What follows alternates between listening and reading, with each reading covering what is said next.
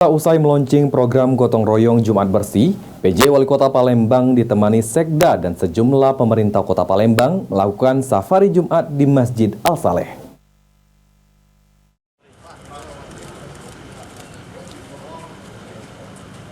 PJ Wali Kota Palembang melaksanakan safari Jumat sekaligus sholat Jumat berjamaah di Masjid Al-Saleh bersama masyarakat Kelurahan Gandus dengan dihadiri Sekda Kota Palembang serta jajaran kepala organisasi perangkat daerah di lingkungan pemerintah Kota Palembang. PJ Wali Kota Palembang, Uco Abdul Rauf, mengajak masyarakat Kota Palembang untuk memakmurkan masjid dan musola serta memperhatikan anak yatim melalui safari Jumat. Nantinya setiap Jumat akan terus dilaksanakan safari Jumat untuk mengunjungi setiap masjid yang ada di Kota Palembang, sembari mendengarkan keluhan dan permasalahan masyarakat di Kota Palembang. Kita nanti akan keliling ya ke masjid-masjid ya, di mana kita setiap Jumat lah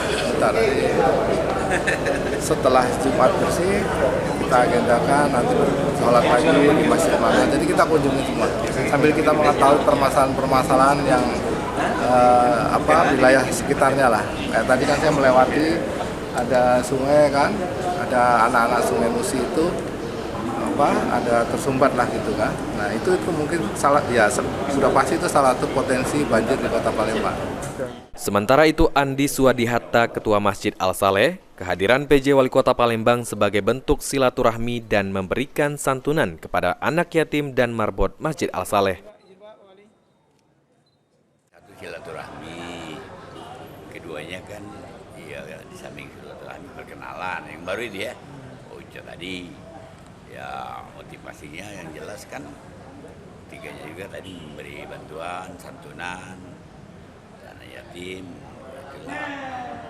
Juga mungkin di tujuan dia itu dengan adanya ke sini seluruh masjid di Palembang.